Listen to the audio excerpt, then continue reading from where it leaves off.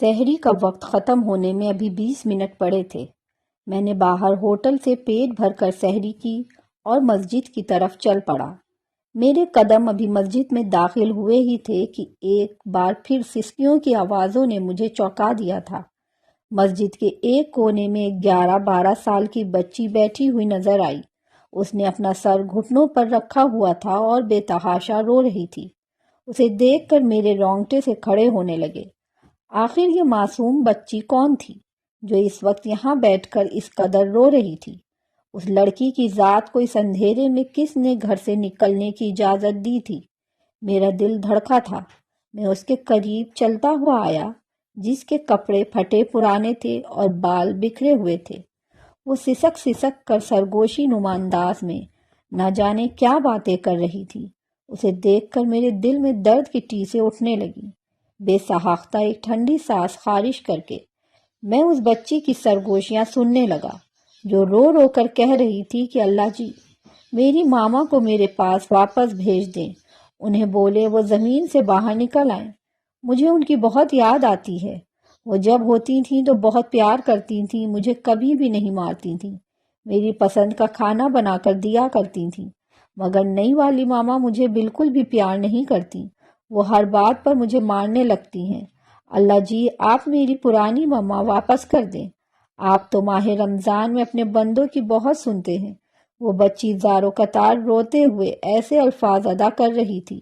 اس کی معصومیت اور الفاظ میں چھپا ہوا درد سن کر میرے حلق میں کانٹے چبھنے لگے۔ سحری کا وقت ختم ہو چکا تھا اور فجر کی اذان کا وقت ہو چکا تھا۔ میں نے فوری ذہن جھٹکا اور اذان دینے لگا۔ نہ جانے کیوں مگر آج جب میں اذان دے رہا تھا تو بار بار میری آنکھوں میں آنسو سے اترتے تھے، بار بار لہجے میں لرزش سی آ رہی تھی۔ دل میں ایک ہی دعا تھی کہ خدارا اس معصوم بچی کے دکھ تکلیف کو ختم کر دے، اگر ہو سکے تو اس کے حصے کا غم بھی مجھے دے دے، مگر اسے ہر تکلیف سے بچا لے۔ میں اذان دے کر جب واپس مڑا تو میری آنکھوں سے آنسو برس رہے تھے۔ دل میں اس بچی کا درد مجھے اس قدر محسوس ہو رہا تھا کہ میں بیان نہیں کر سکتا، شاید اس لیے کہ میری اپنی کوئی اولاد نہیں تھی۔ میں 20 سال سے بے اولاد تھا، میری بیوی بانجھ تھی، مگر اس کے باوجود میں نے کبھی اولاد کی خاطر دوسری شادی نہ کی تھی۔ میں اٹھا اور اس بچی کے پاس واپس جانے لگا، مگر جب مسجد کے صحن میں آیا تو وہاں وہ بچی موجود نہ تھی، وہ جا چکی تھی۔ میں باہر تک دیکھنے گیا، نمازیوں کا جھرمٹ مسجد میں داخل ہو رہا تھا، وہ بچی نہ جانے کہاں جا چکی تھی۔ خیر، نماز کا وقت تھا اور میں نے فوری نماز ادا کی۔ نہ جانے کیسے ظالم لوگ تھے جنہیں اتنی معصوم ننھی کلیوں پر ذرا بھی رحم نہیں آتا تھا اور وہ ان پر ظلم کیا کرتے تھے۔ شاید یہ بھی قیامت کی نشانیوں میں سے ایک تھی۔ خیر، میں نماز پڑھنے کے بعد کچھ دیر وہیں بیٹھا رہا اور پھر گھر کی جانب بوجھل قدموں سے چلا آیا۔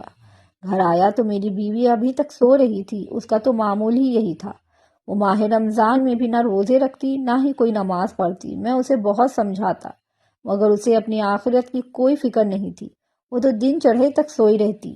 میں نے کچھ دیر کلام پاک پڑھا اور پھر کام پر چلا گیا۔ سارا دن میرا دھیان اس بچی کی جانب ہی رہا۔ مغرب سے پہلے میں کام سے چھٹی لے کر گھر آ چکا تھا۔ ماہ رمضان میں فجر اور مغرب کی اذان میں خود محلے کی مسجد میں دیا کرتا تھا۔ افطاری کے وقت میں مسجد میں پہنچ چکا تھا۔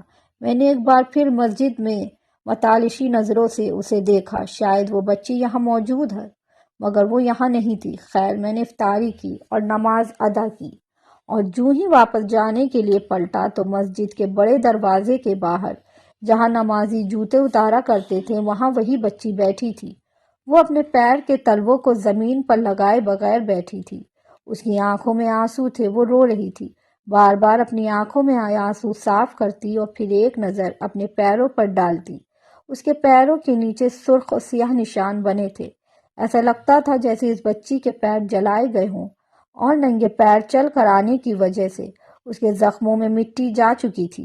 اس بچی کو جب میں نے اس حالت میں دیکھا تو میرے رونگٹے کھڑے ہو گئے، میری آنکھوں میں پانی سے ابھرنے لگا۔ وہ بچی اپنے ہی دھیان میں بیٹھی تھی اور اپنے پیروں سے مٹی صاف کرنے کی کوشش کر رہی تھی۔ وہ درد سے سسک رہی تھی اور روتے ہوئے ایک بار پھر خدا سے بات کرنے میں مشغول تھی۔ وہ روتے ہوئے کہنے لگی، اللہ جی آج میں آپ کے گھر اندر نہیں آ سکتی۔ اماں کہتی تھی مسجد اللہ تعالیٰ کا گھر ہوتا ہے، میں آج ان پیروں کے ساتھ مسجد میں داخل نہیں ہو سکتی ورنہ آپ کا یہ گھر آلودہ ہو جائے گا۔ آپ میری بات یہیں سے سن لیجئے، میری دعا کو قبول کر لیجئے، مجھے اور کچھ نہیں چاہیے۔ جیسے ہی میرے پیر ٹھیک ہو جائیں گے میں دوبارہ مسجد کے اندر بیٹھ کر آپ سے دعا مانگوں گی۔ اس بچی کی معصومیت بھرے لہجے میں اس قدر درد تھا کہ میری آنکھیں جھلک پڑی تھیں۔ وہ بچی اتنی معصومیت سے اپنے اللہ پاک سے دعا مانگ رہی تھی کہ میرا دل بھر آیا۔ کس قدر پاکیزہ لہجہ تھا، نہ کوئی منافقت تھی اور نہ ہی کوئی لالچ۔ وہ ایک بار پھر روتے ہوئے کہنے لگی، میری امی کو بولے کہ وہ قبر سے باہر آ جائیں۔ وہ زمین سے باہر آ کر دوبارہ میرے پاس رہنے لگے۔ ان کے بغیر تو مجھے نیند بھی نہیں آتی۔ میری دوسری امی مجھے کھانا نہیں دیتی ہیں، بھوکی پیاسی بیٹھی رہتی ہوں اور وہ مجھے بات بات پر مارتی رہتی ہیں۔ آج بھی اس نے مجھے جلدی جلدی سارے گھر کا کام کرنے کو کہا تھا مگر میں کر نہ سکی کیونکہ میری طبیعت خراب تھی، مگر اس کے باوجود میری نئی ماں نے مجھے بہت مارا اور پھر اپنے پاس بٹھا کر جلتے ہوئے کوئلے میرے پیروں پر لگائے اور بولی کہ اب تو تیز بھاگ بھاگ کر کام کیا کرے گی۔ مجھے بہت درد ہو رہا تھا، میں چلاتی رہی تھی مگر میری مدد کو کوئی بھی نہیں آیا۔ میری اماں نے مجھے دونوں پیر جلا دیے۔ آپ میری امی کو واپس لوٹا دیں۔ میں اس بچی سے کچھ دوری پر کھڑا اس کی ساری باتیں خاموشی سے سن رہا تھا۔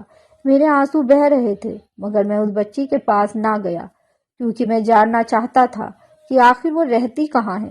کچھ دیر بعد وہ بچی اپنی جگہ سے اٹھی اور بمشکل لڑکھڑاتے ہوئے وہاں سے جانے لگی۔ وہ بہت ہی مشکل سے چل پا رہی تھی کیونکہ اس کے پیروں کے دونوں تلوے زخمی تھے، مگر اس کے باوجود اس بچی کی خدا سے محبت کو میرا سلام تھا، جو اتنی چھوٹی اور معصوم تھی کہ اللہ کو اپنے دکھ سنانے کے لیے مسجد تک آیا کرتی تھی۔ میں اس بچی کا پیچھا کرتا رہا اور وہ چلتے چلتے ایک گھر کے پاس آ کر رک گئی۔ وہ گھر ہمارے گاؤں کا ہی ایک گھر تھا۔ وہ بچی اس گھر کے باہر آ کر بیٹھ گئی۔ اس نے دروازہ کھٹکھٹانے کی کوشش نہیں کی تھی، شاید اس لیے کہ اندر موجود شخص ایک بار پھر آگ ببولا ہو جائے گا۔ میں کچھ دوری پر کھڑا یہ سارا ماجرا دیکھ رہا تھا کہ تبھی دروازہ کھلا اور ایک عورت باہر نکلی۔ وہ انتہائی موٹی اور بھاری بھرکم جسامت کی مالک عورت، شاید وہ اس معصوم بچی کی ماں تھی۔ اس نے جیسے ہی اس بچی کو گھر کے باہر دیکھا تو وہ تیوریاں چڑھائے اسے دیکھنے لگی اور پھر کمر پر ہاتھ رکھ کر بولی، تو کہاں مر گئی تھی؟ کیا تجھے پتا نہیں کہ گھر کے کام بھی کرنے ہوتے ہیں؟ روزانہ جانے کہاں نکل جاتی ہے؟ تیرے باپ کو تیری شکایت لگانی پڑے گی۔ اس لڑکی نے جب یہ سنا تو کانپ کر رہ گئی اور روتے ہوئے کہنے لگی، میں تو مسجد کے باہر گئی تھی، میں تو روز اللہ تعالیٰ سے بات کرنے جاتی ہوں۔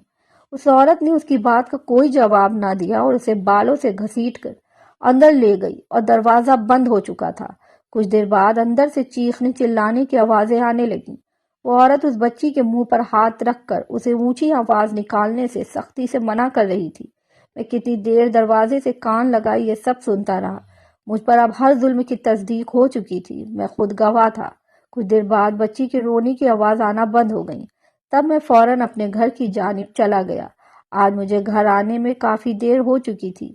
جب بیوی نے وجہ پوچھی تو میں نے فی الحال کچھ بھی نہیں بتایا اور بات کو ٹال کر سونے کے لیے لیٹ گیا۔ میری آنکھوں سے نیند تو کوسوں دور تھی، مجھے بس اگلی صبح کا انتظار تھا۔ مجھے جو کچھ کرنا تھا میں سوچ چکا تھا۔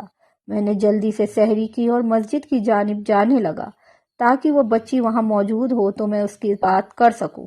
میں جوں ہی مسجد میں داخل ہوا تو مسجد میں اس وقت کوئی بھی نمازی نہیں آیا تھا۔ اذان ہونے میں ابھی آدھا گھنٹہ باقی تھا۔ میں نے جب مسجد میں داخل ہو کر دائیں بائیں نظر دوڑائی تو وہیں مسجد کے ایک کونے میں مجھے وہ بچی نظر آئی جو وہیں فرش پر لیٹتے ہوئے سو رہی تھی۔ شاید وہ بچی ساری رات یہیں موجود تھی کیونکہ ماہ رمضان کی وجہ سے ہماری مسجد رات کو بھی کھلی رہتی تھی۔ اکثر لوگ یہاں عبادت کرنے آتے تھے۔ میں اس بچی کے قریب آیا، وہ سکون سے سو رہی تھی۔ اس کے چہرے پر نیل پڑے تھے جیسے کوئی اسے بے تحاشا چہرے پر مارتا رہا ہو۔ اس کے بال بکھرے ہوئے تھے، بالکل ایسے جیسے ماں کے مر جانے کے بعد بچوں کا خیال رکھنے والا کوئی نہیں ہوتا۔ اس کے کپڑے بے تحاشا پرانے تھے اور جگہ جگہ سے پھٹے ہوئے تھے۔ شاید اس بچی نے اپنا جسم چھپانے کے لیے خود ہی دھاگے کی مدد سے پیوند لگانے کی کوشش کی تھی، کیونکہ وہ انتہائی بھدے لگ رہے تھے۔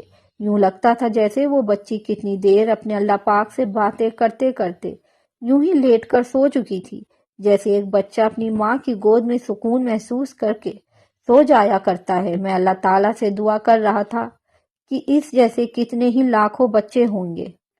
اے اللہ، تو ان پر اپنا رحم و کرم فرما۔ یہ الفاظ کہتے ہوئے میری آنکھوں سے آنسو اور ہونٹ کانپ رہے تھے۔ اچانک اسی وقت وہ بچی اٹھ کر بیٹھ گئی۔ جب اس نے اپنے سے کچھ فاصلے پر مجھ پہ موجود پایا تو فوراً کانپ کر اپنی آنکھیں مسلتے ہوئے مجھ سے دور ہو گئی۔ میں نے اس بچی کو یقین دلایا کہ میں اس کا بھلا چاہتا ہوں اور اس کی زندگی کے بارے میں سننا چاہتا ہوں۔ آخر وہ روز یہاں کیوں آ جایا کرتی ہے؟ وہ عورت آخر کون ہے جو اسے مار پیٹ رہی تھی؟ اس نے جب میرا لہجہ اور الفاظ سنے تو فوراً نارمل ہو گئی۔ آنکھوں سے آنسو بہنے لگے اور وہ روتے ہوئے کہنے لگی، کچھ ماہ پہلے میری امی کی موت واقع ہو گئی۔ میرے ابو تو چاہتے ہی نہیں تھے کہ امی فوت ہو جائیں۔ وہ فوت ہو گئیں تو ابو اپنی پسند کی عورت سے شادی کر کے اسے گھر لے آئے۔ ابو کو مجھ میں کوئی دلچسپی نہ تھی۔ نئی امی نے آتے ہی مجھ پر ظلم کرنا شروع کر دیے۔ وہ مجھے بہت مارتی تھی۔ میں نے اتنے دنوں سے ایک بار بھی پیٹ بھر کر کھانا نہیں کھایا۔ وہ سارا دن مجھ سے کام کروایا کرتی ہیں۔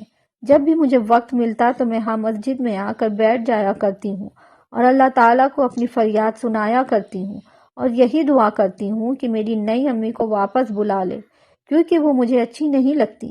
مجھے بس اپنی پرانی ماں واپس چاہیے۔ وہ بچی روتے ہوئے اپنے پیر آگے کر کے مجھے دکھانے لگی جن پر اس نے اپنا دوپٹہ کاٹ کر باندھا ہوا تھا۔ وہ رو رو کر کہنے لگی کہ آج تو مجھے اللہ تعالیٰ سے بات کرنی تھی، اس لیے میں اپنے پیروں پر یہ دوپٹہ باندھ کر آئی ہوں تاکہ میرے پیروں کی مٹی مسجد کو آلودہ نہ کرے۔ اس بچی کی معصومیت اور تکلیف سن کر میں ہچکی باندھ کر رونے لگا۔ وہ بچی میری محرم تو نہ تھی، مگر اس کے باوجود میں اس کے سر پر ہاتھ رکھ کر بے تحاشا رونے لگا۔ دل سے بس یہی دعا نکلی کہ اللہ ایسے ظالم لوگوں کو غرق کر دے جو اپنی معصوم بچیوں پر ظلم و ستم ڈھاتے ہیں۔ اس بچی کی آنکھوں میں کئی امیدیں تھیں جو شاید اس کی سوتیلی ماں کے ظلم و ستم سے وہیں پر ختم ہو چکی تھی۔ وہ مزید بتانے لگی کہ ابا نے کہا تھا کہ وہ عید کے دوسرے دن میری شادی کروا دیں گے اور مجھے اچھے گھر میں رخصت کر دیں گے۔ انہوں نے تو ایک انکل سے پیسے بھی لے لیے ہیں۔ بچی کی یہ بات سن کر میرے ہوش اڑ گئے۔ وہ انسان اس قدر ظالم بھی ہو سکتا ہے؟ پہلے اس کی سوتیلی ماں اس پر اس قدر ظلم ڈھاتی رہی تھی اور اب اس کا سگا باپ بھی اس کے ساتھ ایسا ظلم کرنے لگا تھا۔ اب میں نے ٹھان لی تھی کہ میں اب اس بچی کو مزید یہاں رہنے نہیں دوں گا اور اسے اپنے گھر لے جاؤں گا۔ اس کو اپنی بیٹی بنا کر رکھوں گا اور اتنی ہی محبت دوں گا جیسا یہ سوچا کرتی تھی۔ میں نے اس بچی سے کہا کہ تم میرے ساتھ چلو، میرا گھر رہو، میں اسے باپ بن کر پیار دوں گا اور میری بیوی اسے ماں جیسی محبت دے گی۔ اس لڑکی کے چہرے پر ایک دم خاموشی چھا گئی اور وہ مجھے دیکھنے لگی اور بولی کہ میں ایسا کبھی نہیں کروں گی، میرے ابا جان مجھے مار دیں گے۔ میں اپنے اللہ سے پرانی ماں مانگ رہی ہوں، وہ آ گئی تو سب کچھ ٹھیک ہو جائے گا۔ میں نے اسے سمجھاتے ہوئے کہا، بیٹی، جو انسان دنیا سے ایک دفعہ چلا جائے وہ مٹی کے نیچے دفن ہو جائے، وہ کبھی بھی دوبارہ واپس نہیں آیا کرتا۔ دیکھو، تم اپنے اللہ پاک سے دعا کرتی تھی تو اللہ پاک نے مجھے تمہاری مدد کے لیے بھیج دیا ہے۔ اب تم اسے اللہ تعالیٰ کی رضا سمجھو اور میرے ساتھ میرے گھر چلو۔ مگر وہ بچی خاموش ہو گئی اور وہاں سے اٹھ کر گھر کی جانب جانے لگی۔ شاید مجھے مجھ پر اعتبار نہیں تھا۔ میں نے اس بچی پر فی الحال مزید دباؤ ڈالنا بہتر نہ سمجھا۔ میں فجر کی نماز ادا کرنے کے بعد اپنے گھر کی جانب چل آیا۔ میں اپنی بیوی سے بھی اس بارے میں ذکر کیا۔ وہ سن کر پہلے تو خاموش ہو گئی اور پھر بولی کہ ہاں، اگر وہ لڑکی ہمارے ساتھ رہنا چاہے تو رہ سکتی ہے، ہم اسے اپنی اولاد کی جیسی محبت دیں گے۔ اسے روز تو میں کام پر چلا گیا، مگر جب رات کو واپس آیا تو مجھے اس گھر سے چیخنے، چلانے اور رونے کی آوازیں آنے لگیں۔ اس معصوم بچی پہ ایک بار پھر تشدد کیا جا رہا تھا۔ میں وہیں اس گھر کے باہر کھڑا ہو گیا۔ کچھ دیر بعد دروازہ کھلا اور سفاک دل عورت نے اس بچی کو گھر سے باہر پھینک دیا، گویا کسی کچرے کو پھینکا گیا ہو۔ وہ بچی منہ کے بل زمین پر گر گئی تھی اور اس کا چہرہ زخمی ہو گیا تھا، اس کے ہونٹوں سے خون آنے لگا تھا۔ وہ بہت رو رہی تھی۔ میں آگے بڑھا اور اس بچی کو اپنے گود میں بٹھا لیا۔ وہ نیم بے ہوشی کی حالت میں تھی، اسے کچھ بھی سمجھ نہیں آ رہی تھی کہ وہ کہاں جا رہی ہے اور اس کے ساتھ کون ہے۔ وہ بس خدا کا نام لیے جا رہی تھی۔ میں اسے وہاں سے اٹھا کر اپنے گھر لے آیا اور اپنی بیوی کو سونپ دیا۔ بیوی نے جب اس کی یہ حالت دیکھی تو اس کی آنکھوں میں بھی آنسو جاری ہو گئے۔ وہ بچی ابھی تک یوں ہی نیم بے ہوش تھی اور بخار سے تپ رہی تھی۔ میں نے اور میری بیوی نے فیصلہ کر لیا کہ اب ہم یہاں نہیں رہیں گے بلکہ شہر میں جائیں گے۔ اسی رات ہم نے اس بچی کو اپنے ساتھ لیا اور اپنا تمام تر سامان اٹھا کر راتوں رات لاہور کی جانب روانہ ہو گئے۔ 2 دن میں ہی ایک اچھا سا مکان دیکھ کر لاہور میں ہم اپنی رہائش بنا چکے تھے۔ اگلی صبح جب بچی کو ہوش آیا تو وہ حیران تھی اور خوف سے کبھی مجھے تو کبھی میری بیوی کو دیکھتی اور رونے لگتی کہ مجھے گھر چھوڑ کر آؤ ورنہ میری ماں مجھے بہت ماریں گی۔ اتنی صبح ہو چکی ہے، مجھے تو اس کے گھر کے سارے کام کرنے تھے۔ میں نے اور میری بیوی نے اس بچی کو سمجھایا کہ وہ اس حیوان عورت کے چنگل سے نکل چکی ہے، اب وہ ہماری بیٹی ہے اور ہمارے ہی ساتھ رہے گی۔ میری بیوی اس سے بہت پیار کرتی اور اپنی اولاد جیسا سمجھتی۔ میں بھی اسے باپ جیسی محبت دینے لگا۔ 1 ہفتے کے اندر ہی اندر وہ ہمارے ساتھ خوش رہنے لگی۔ 1 ہفتے میں ہی میں نے اس بچی کے چہرے پر خوف کو ہٹا کر خوشیاں بھر دی تھیں۔ میں نے وہاں ایک فیکٹری میں جاب کر لی اور عید آنے سے پہلے میں نے اس بچی کو خوب شاپنگ کروائی، اس کی پسند کے سوٹ لیے اور اس کی من پسند چیزیں لے کر دیں۔ چند ماہ ایسے ہی گزر گئے اور ہماری زندگی تو جیسے خوشیوں سے بھر چکی تھی۔ وہ بچی اس دنیا کی طرف لوٹ آئی تھی۔ اس کی خدا سے محبت دیکھ کر میری بیوی کا دل بھی عبادت کی طرف راغب ہونے لگا تھا۔ وہ دونوں بالکل ماں بیٹی جیسی لگا کرتی تھیں۔ وہ بچی میرے لیے انتہائی خوش قسمت ثابت ہوئی تھی۔ ایک روز دروازے پر دستک ہوئی تو باہر سے کسی فقیر کی آواز آئی۔ میری بیٹی نے میری جیب سے 10 روپے کا نوٹ نکالا اور فقیر کو دینے چلی گئی۔ میں نے مسکرا کر اسے جانے کا کہا تھا مگر وہ جوں ہی دروازہ کھول کر کھڑی ہوئی تو اس کی چیخ کی آواز آئی۔ میں بوکھلا کر باہر آیا۔ میری بیوی جو پڑوس کے ہاں گئی تھی وہ بھی اس شخص کے ساتھ کھڑی تھی اور اس کے بال اس کے چنگل میں تھے۔ وہ میری بیوی کو بالوں سے پکڑے ہوئے اب میری بیٹی کی طرف ہاتھ بڑھا کر بولا، میں تم پر کیس کروں گا کہ تم میری بیٹی کو اغوا کر کے لے آئے ہو۔ شور شرابہ سن کر وہاں موجود لوگ اکٹھے ہو چکے تھے۔ میں نے اپنی بیوی کو چھڑایا تو اس نے میری بیٹی کو پکڑ لیا۔ در حقیقت وہ اس بچی کا اصلی باپ تھا جو اسے ڈھونڈتے ڈھونڈتے یہاں تک آ گیا تھا۔